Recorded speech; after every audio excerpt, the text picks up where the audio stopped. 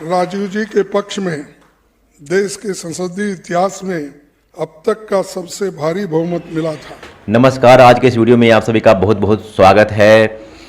देश के हर जिले में जवाहर नवोदय विद्यालयों की स्थापना करके पूरे देश में ज्ञान की गंगा बहाने वाले राजीव गांधी जी कम समयों तक प्रधानमंत्री जरूर रहें, लेकिन इतने कम समयों में भारत निर्माण के लिए उनके निर्णय लेने कार्य करने वाले प्रधानमंत्री के रूप में याद किया जाता है। राजीव जी को देश के संसदीय इतिहास में अब तक का सबसे भारी बहुमत मिला, फिर भी इन्होंने एंटी डिफेक्शन लॉ लाकर संविधान के प्रति अपनी जवाबदेही को सर्वोपरि रखने का काम किए। राजीव जी के पक्ष में देश के संसदीय इतिहास में अब तक का सबसे भारी बहुमत मिला था। 1984 में लोकसभा में कांग्रेस 401 सीटें जीती थी, लेकिन उन्होंने तब 2 सीटें जीतने वाली पार्टी को भी या विपक्ष को भी दूसरे दल की सबकी राय को बहुत अहमियत देते थे। हमारे प्रथम सबसे युवा प्रधानमंत्री राजीव जी के कार्यों व फैसलों से स्पष्ट होता है कि वह देश की महिलाओं को ऊंचे पद पर, ऊंचे स्थान पर व उन्हें तरक्की करते हुए देखना चाहते थे।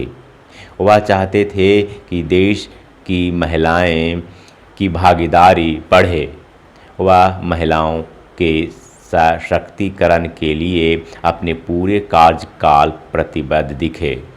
इसके लिए राजीव जी पंचायतों व नगर पालिकाओं में महिलाओं के 1/3 आरक्षण देने का पूर्ण पक्षधर नेता थे। राजीव गांधी महिलाओं के सशक्तिकरण के लिए पूरी तरह प्रतिबद्ध थे। 1988 में जब वे देश के प्रधानमंत्री थे, तब पहली बार भारत सरकार ने उनकी राजनीतिक, सामाजिक और आर्थिक उन्नति के लिए एक व्यापक दृष्टिकोण से योजना जारी किया था।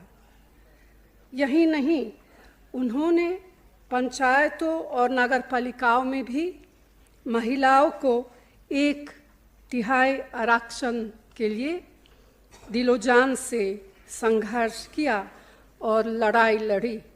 देश के किसानों के प्रति हमारे प्रधानमंत्री राजीव जी एक समर्पित नेता थे। उन्होंने किसानों के साथ अटूट विश्वास था। राजीव जी का ऐसा मानना था कि यदि हमारे देश के किसान आर्थिक रूप से कमज़ोर हो जाते हैं तो देश आत्मनिर्भरता खो देता है, और अगर वो आर्थिक रूप से मजबूत होते हैं तो देश को आत्मनिर्भरता और स्वतंत्रता की प्राप्ति होती है। राजीव जी भारत की एकता पर विशेष बल दिया था। इसे देश के लिए बहुत ही आवश्यक बताया। उनका कहना था कि धार्मिक, जातीय, भाषाओं व संस्कृति का एक साथ जश्न मनाकर ही भारत की एकता को मजबूत किया जा सकता है। राजीव गांधी का राजनीतिक जीवन बेहद क्रूर तरीके से समाप्त किया गया था। वे भारत में मौजूद तरह तरह की बहुरूपता की सुरक्षा और संरक्षण के समर्थक थे।